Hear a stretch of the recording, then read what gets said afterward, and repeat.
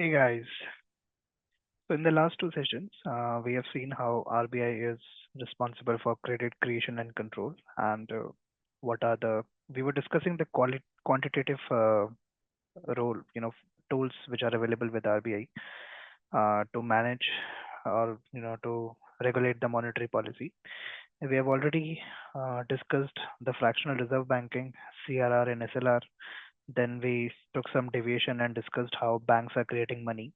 And now we are ready to study the second monetary policy tool, which is liquidity adjustment policy facility and marginal standing facility.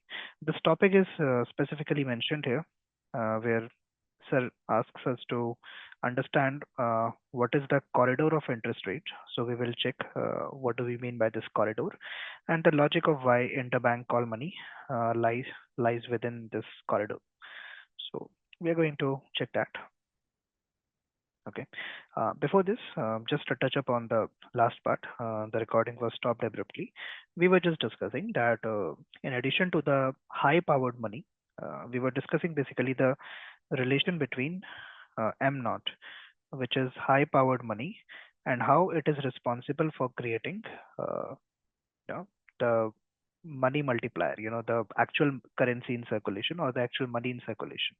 So we can assume we already know that this total money supply, which comes up in the economy, it is much greater than the high powered money. Okay, so RBI only infused 1,000 rupees into circulation, and due to the banks using the money multiplier process, they were able to generate 10,000 in just three interbank transactions. Okay, just a revision of that. Okay. Uh, Now, the next monetary policy tool is a liquidity adjustment facility and marginal standing facility. Uh, Again, no need to be, you know, bogged down by these terrifying names. This is how economics works. People give difficult names to already difficult concepts. So, liquidity adjustment facility, we will try to break it down. We have to adjust or regulate the liquidity in the economy. Why is it required? If there is more liquidity, it leads to a situation of inflation, and if there is less liquidity, it leads to a situation of deflation. So using the monetary policy tools, we have two tools under LAF. First is repo rate, and the second is reverse repo rate. Using these, RBI adjusts inflation and deflation.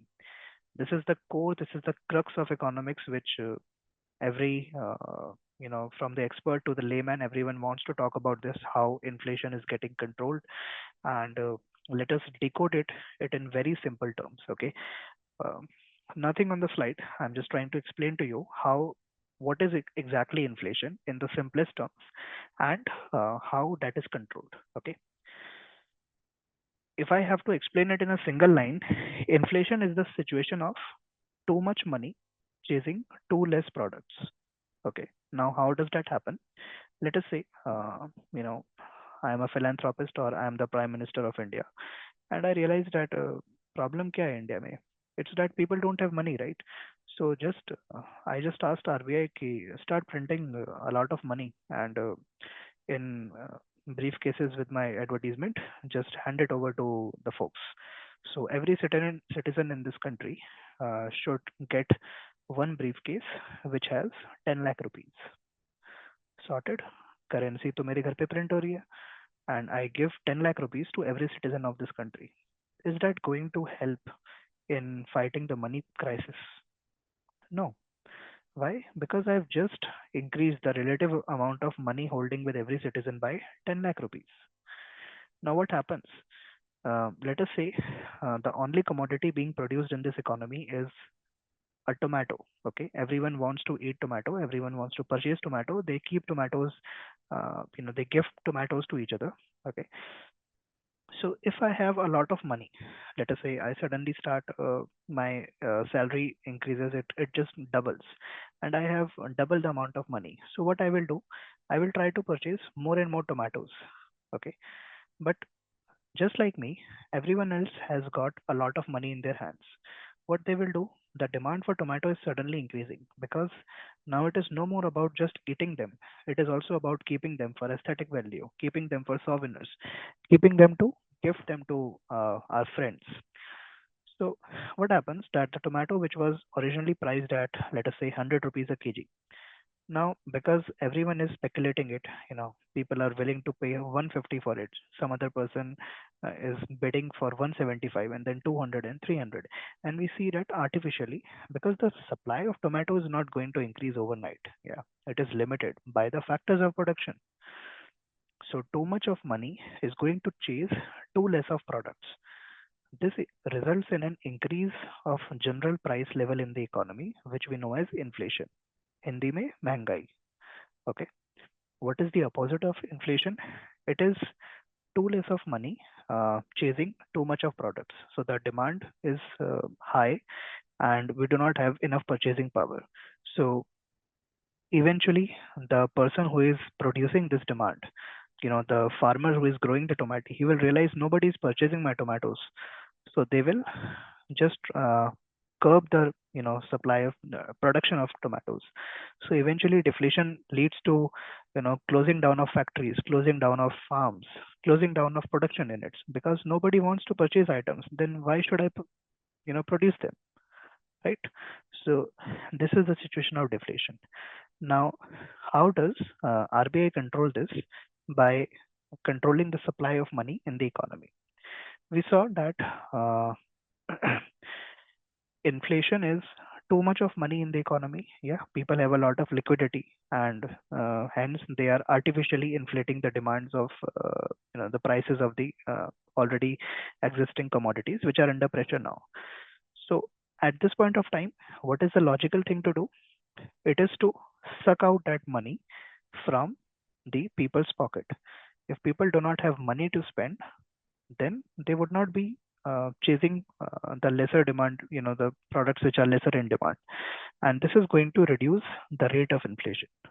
On the other hand, if people do not have an incentive to spend money, there is already commodities in the market, but nobody wants to purchase them, and the producers have even reduced their prices, but even then they are not purchasing them, and there is a ceiling, there is a base limit beyond which, below which they cannot reduce the prices. Otherwise, uh, उनको कैसे पड़ मतलब production का भी तो cost they have to take it out, right? There is some cost included in production and everything. So they will start cost cutting. They will start firing their employees. Even then, if the demand is not revived, then what will happen? Eventually, they will have to shut down their factories. Yeah, it will lead to situation of unemployment. So how to curb that? We have to give money in the hands of people. We need to tell them, take this extra money and spend it on commodities so that we can come out of deflation. And in an economy, some amount of inflation is always desirable, okay, because it keeps the competition on the upper hand, and eventually the economy keeps on transitioning from boom to there is a depression phase and then there is again a boom. So the role of RBI and other such monetary authorities is to maintain that delicate balance. So the policy rates are increased and decreased in accordance to that. Now, how does the RBI uh, do this using the LAF and the using the LAF rates? So RBI has two policy rates because RBI is not dealing with direct public directly, right? So RBI has two policy rates. The first one is known as repo rate, which is itself known as policy rate. इसी को हम लोग policy rate कहते हैं because this is the main uh, monetary tool in the hands of RBI to manage inflation, to manage price control and everything. So this is the main monetary policy tool. Whenever you are talking about monetary policy, you are talking about repo rate. What is repo rate? Repo stands for repurchase agreement. So what happens is that these banks, they have a requirement of maintaining their balance sheets, right? Just like any other corporation. And in addition to maintaining their balance sheets, they have certain conditions to fulfill. They have to park certain money in cash form with the RBI, as we checked in the last session, that is known as CRR. Then they have to maintain certain money in cash and specified liquid government assets. specified liquid assets, which is SLR. In addition to that, they have to maintain the balance between interbanking transactions. Yeah, because on a daily basis, I'm transferring money from HDFC to SBI, from SBI to PNB. This is what we are doing. We are doing payments using NEFT and RTGS. So all that has to be settled. So there are some temporary mismatches or shortages in the balance sheet of each bank, and they have to be very cautious about maintaining that. So what happens? RBI is willing to lend money to these banks and also take excess money, because at times RBI also needs some extra money to manage its balance sheets. It's not that it has a printing machine so it can print the currency whenever it wants. It doesn't happen like that. We have already seen it, right? So to overcome these short-term lendings, RBI has it enters into a repurchase agreement with the commercial banks, where it says that, okay, I will give you a certain amount of money which you can use to meet your temporary shortages and mismatches, and then you have to, with a promise that you have to return this money back to me at a certain rate of interest. Okay, and this policy rate, which is the repo rate, currently at 4.4%. This is an overnight lending. Okay, so it's a very short-term lending, and the exact opposite of this is the reverse repo rate, wherein the banks lend to RBI, and obviously because RBI is the boss, so it keeps the reverse repo rate at a lesser rate. So it is at 3.75% currently. So earlier these rates were tied up, and I was checking in Ashok sir's PPT that it is still mentioned as plus minus 0.25, uh, as you see this policy corridor here. So in the middle you have the repo rate, and usually reverse repo rate was minus 0.25, and the MSF we will study it right now. It was plus 0.25. But now this strict condition has been done away with. But the general logic remains that the repo rate would be somewhere in between. This is known as policy rate. This is the main tool to fight inflation by RBI. The reverse repo rate, at which banks lend to RBI for short term, is slightly less than the repo rate. And then there is one more rate, which is known as MSF, Marginal Standing Facility. Now, what is this MSF? You can assume it as the penal rate. We will shortly come to these other two things, bank rate and call rate, in some time. So, MSF is a penal rate. Why do we say that it is a penal rate? So, it is a sort of penalty which RBI is imposing on these commercial banks if they are not able to meet certain criteria. Now, what are these criteria? CRR तो देखो maintain करना ही है. If CRR is not maintained, RBI is going to be very upset and very strict. But in addition to this CRR, if the banks are not able to maintain SLR, at 19% for whatever is the specified amount of time, we don't have to get into that. And if they are not able to lend to certain specific sectors, or if they are not able to maintain their balance sheets after maintaining SLR and CRR, and they need extra money, and this extra money which cannot be done through a policy rate also, through the repo rate also, then RBI says, okay, I will give you the money, but of course there has to be a cost uh, associated with the non-compliance. So I'm going to lend this money to you at a penalty. Now, of course, because it's a penalty, it has to be greater than the repo rate or the policy rate. So currently, this is at 4.65%. Now, what is this bank rate? Bank rate, initially, this was one of the main policy tools. Instead of repo rate, this was the main policy tool to fight inflation. And this is nothing but we saw that the repo rate is an overnight agreement, right? This is the money which is lent overnight, and within 24 hours it is settled.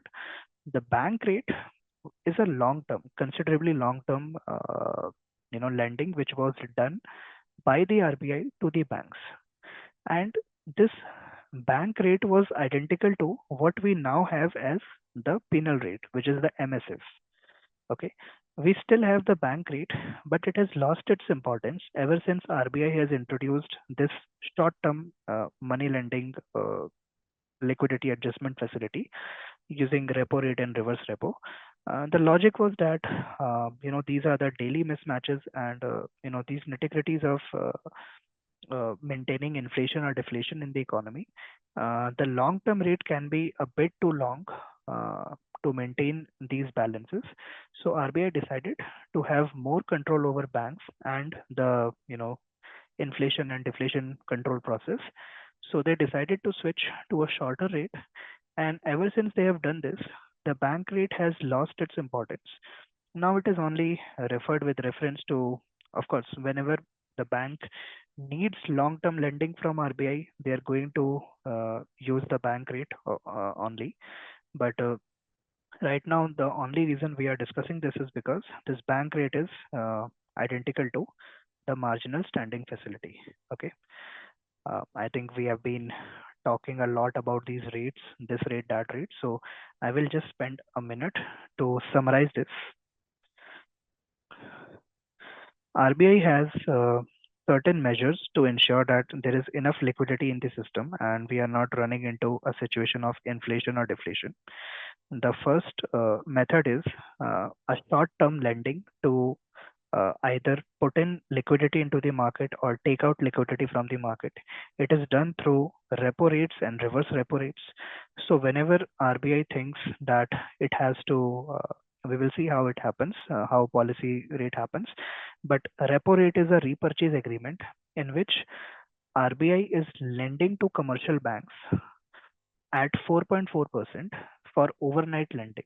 Okay, this is known as policy rate. Now, what is reverse repo rate? It is the opposite of it.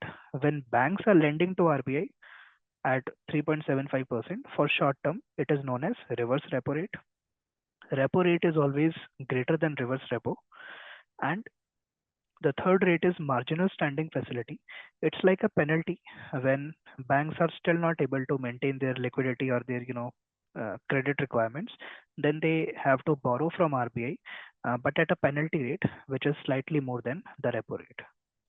Okay, this MSF rate is the same as, I mean, in numerical terms, it is the same as bank rate, which was the long-term rate at which RBI used to lend to banks.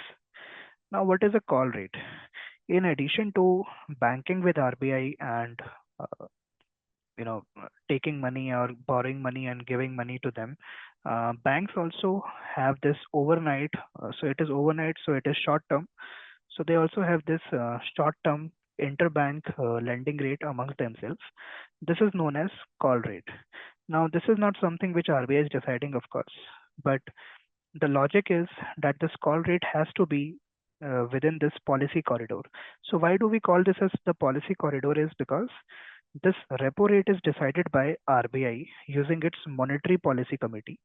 Okay, we will discuss what is monetary policy committee shortly.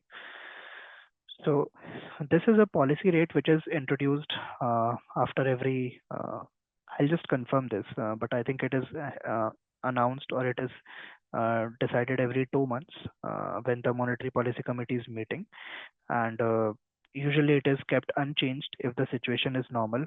In case of expansionary policy, it is reduced. In case of contractionary policy, it is increased. And the two rates, which is reverse repo and marginal standing facility, are tied to this. So these three rates together form what we know as a corridor of rates from 4.65 to 3.75%. And the call rate, which is decided amongst the banks, logically it has to be between these, right?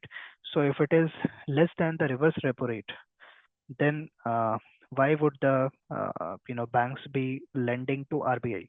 They can, it is not. Why would the banks be lending amongst themselves? Because lending at such a low interest rate, it is like a loss to the bank. Okay, now banks cannot decide what is the reverse repo or what is the MSF rate, but they can certainly decide that the call rate has to be between these two. Okay, if the call rate is greater than MSF, then the bank which is borrowing the money is at a loss. So it would rather not borrow it from another bank, a fellow bank. It would rather borrow it from RBI. जब interest पे ही करना है तो कम पे करेंगे, right? So this is the logic why this interbank call rate lies between this policy corridor. Okay, uh, greater than MSF, it is a loss to the borrower, and lesser than reverse repo, it is a loss to the lender. Okay. Now, apart from this, you might be hearing a lot of terms, term repo, variable repo, base rate, MCA, marginal cost of fund-based lending, all those things. So these are just, again, these are opportunistic rates. They are introduced from various times, time to time by the RBI. Again, they are very fond of naming things, you know. Uh, but more or less, it remains the same. It is the concept is the same, that you have to lend to the banks to infuse liquidity, and you have to borrow from banks to uh, suck out the liquidity. So these are not at all important for the exam, and these are usually introduced in times of crisis like COVID or something, or when RBI wants the banks to focus on some particular sectors. For example, this is targeted rate. T stands for targeted. So let us say RBI wants to banks to only focus on the agricultural sector and divert most of its loans to agricultural sector or to the MSME sector, then it will use these rates. But they are not very much important unless we are a banker. So this was uh, the liquidity adjustment facility. Uh, I'll take some time to, now that we have already done this. Okay, let us first complete this, and then we will return back to the repo rate and the reverse repo rate to see how inflation is controlled by the RBI. So I think with this video, we can also cover the inflation part. So it doesn't have to be done separately. Okay. The third tool which RBI has at its disposal is open market operations. Again, this is a monetary policy tool, and the concept remains the same. If there is inflation, RBI needs to take money out of the hands of the people because they are, indulging in inflationary activities. So, what RBI does is RBI undertakes buying and selling of government securities. So RBI has these government securities because the government, whenever it is borrowing from the RBI, it is keeping its securities with the RBI, right? And RBI is a banker to the central government. So when it has these excess securities, it always has these excess securities. So it will undertake purchasing and selling of these G-SECs in the open market. Okay. So it's not that these securities cannot be purchased by a common person, but the way to purchase them is through the RBI in the open markets. Okay. And why do the common people or the common investor want to purchase these G-SECs? Because they are backed by the sovereign guarantee of the government of India. Even if there is this is not like a company which whose shares you have purchased and the company falls and collapses and you lose your shares. This is a sovereign guarantee. So it is like like uh, a very reliable option to hold. You would at least be getting the face value in case the security is not performing good. So whenever RBI is selling the government securities in open market, logic remains the same. Now it's all words which you have to put into the exam. So it will suck liquidity and M naught. What is M naught? We have discussed that RBI giving money or taking money is not the same as you and me giving money or taking money. This is the body which is creating wealth in the printing currency in the country. So selling of G6 means it has uh, uh, you know it has sucked the liquidity or the monetary base or the M naught count of money from the economy. When M naught goes down, inflation is already controlled. Okay, and when RBI purchases them, then it is giving out money, so it is increasing the M naught supply in the country.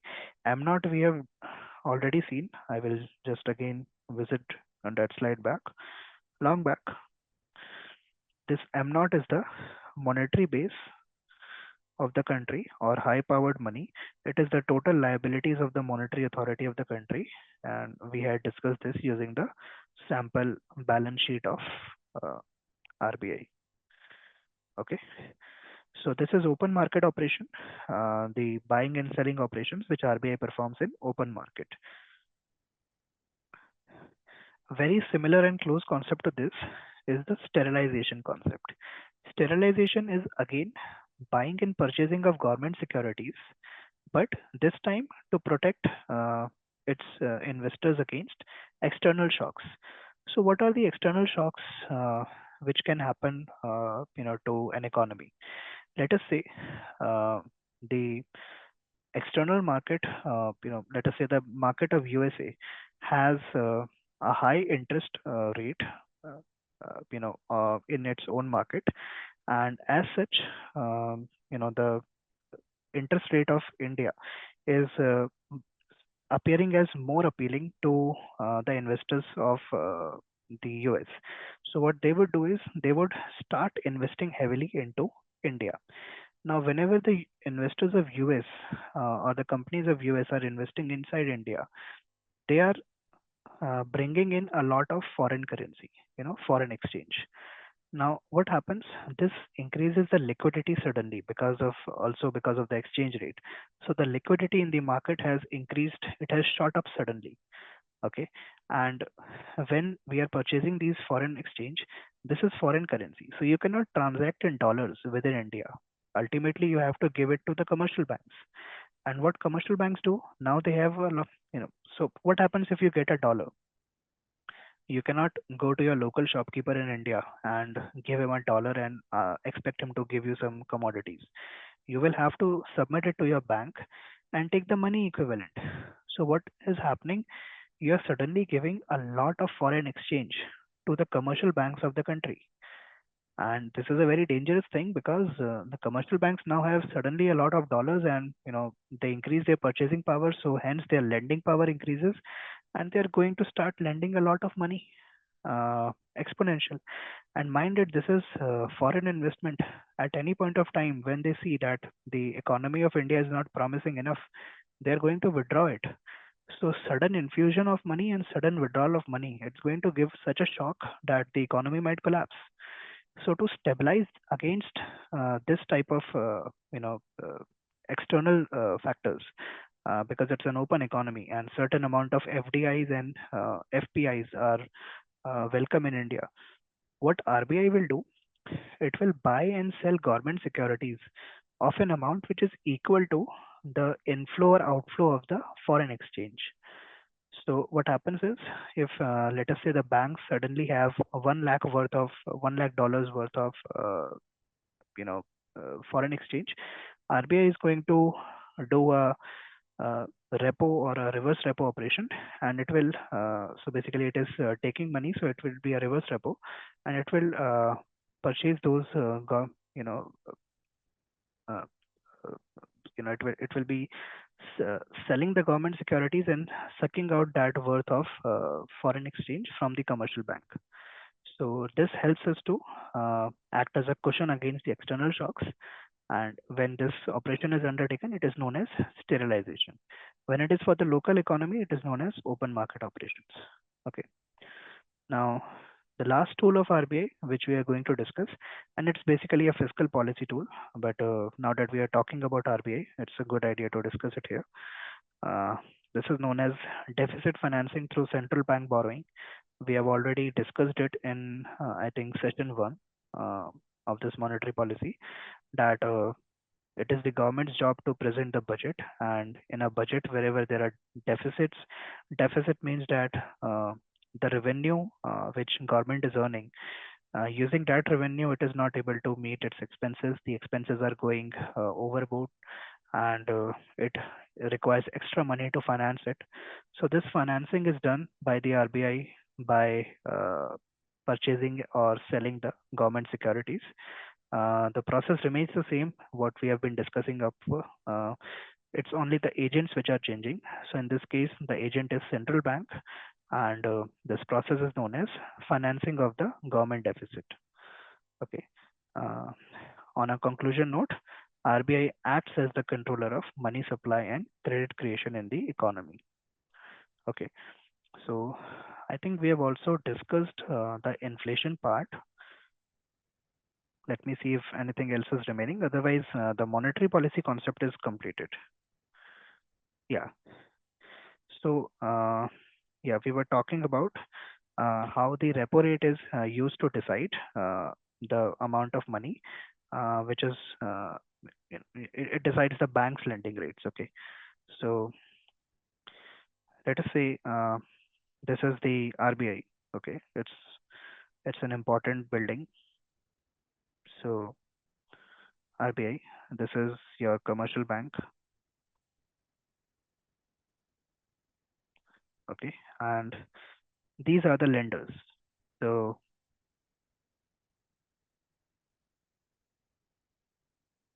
what happens is, how does RBI transmit its monetary policy to control or the inflation or deflation? Let us say if there is a lot of money in the hands of people, and it is leading to a situation of inflation. So what RBI will do, we know that the banks have to borrow from the RBI on a short-term basis, and this is known as the repo rate. Okay, so whenever RBI is giving some money to the banks, it is known as repo rate. And whenever banks are lending this money back to RBI, it is known as reverse repo rate. Okay. Now what happens is, if there is inflation in the economy, which means that the amount of money which is in the hands of people, it is increasing. So it is a situation of too much money chasing too less of products, and it is causing to be a situation of inflation. So RBI has to control this money supply. So what it will do, it will increase the repo rate. Okay. When the repo rate is increased, it becomes costlier for the banks to take a loan from RBI. And mind it, banks cannot do without taking loans from RBI. They have to do this to meet their temporary mismatches. And if they are not able to meet the requirements here, then they will have to go through the long-term bank rate and the penalty rate, which is marginal standing facility, and the cost of borrowing considerably increases. So, due to this, what banks will do is they will also increase their lending rates. And this is not an immediate transition, but yes, it often shows up. Let us say RBI has increased its repo rate from 4% to 4.4%. It does this through a monetary policy committee. This was an invention of Dr. Raghuram Rajan, and based on Urjit Patel's committee for reforming of the banking process, inspired from Basel committees. So they recommended the creation of a monetary policy committee. It's a six-membered committee. If I'm not wrong, the four members are from RBI. They are the deputy governors of RBI, and including the governor. And then there are two external members. These are people from the economics background or finance background, with a very good repute and standing. And it has a mandate of meeting. All of this is not important for the exam, but it has a mandate of meeting at least, I think, twice in a quarter or twice in 6 months, something like that. Not exactly sure on how it is happening right now. And if I'm not wrong, they provide their policy rate every 2 months. So let us say they have increased this policy rate from 4% to 4.4%. Then, if not immediately, but eventually within the next few months, you would see that the lending rate, the house loan, the education loan, the vehicle loan, the you know, you know, any personal loan which you take, the rate of interest is going to increase. So if it was available at 7%, it would be available now at 9%. Now, when this lending has increased, um, and of course, RBI is also giving you much more incentive, to keep your money in the bank. Let us say the savings rate interest was at 3%, it has also increased to 4%. It means that now people have less incentive to borrow the money because this rate has increased, and also they have a much more incentive to keep their money in the bank because of this increase. So this would lead to a situation of decrease in the currency in the hands of people, and thus it is going to bring down the inflation. In the case of deflation, it is the exact opposite. The RBI is going to decrease the repo rate. Okay, so if there is inflation, the I'm going to call it policy rate. Why? Because this is determining the monetary policy. So repo rate or policy rate is increased. When it is increased, the cost of lending and the cost of borrowing is increased. It's like a transmission from RBI to the common man indirectly, and this helps to control the inflation. And conversely, if there is a deflation scenario, the policy rate is decreased. So borrowing or lending rates are also decreased. So it helps to control the deflation. Okay, this is how monetary policy works. In the case of fiscal policy, we know that government has to induce demand or decrease demand. How does it do that? It is going to use, schemes like Atmanirbhar Bharat or Manrega to build up new highways, new infrastructure to build up demand. And similarly, at other times, it will be allocating less money in these kinds of schemes. Okay, so this was the gist of monetary policy. I think one last thing which is remaining is the effect which this monetary policy has on uh, the money supply and demand. Uh, I think there are just 3 minutes left. So what we can do is we can complete this in the next video, and it would hardly be a 5, 6, maximum 10 minutes video. Thank you so much.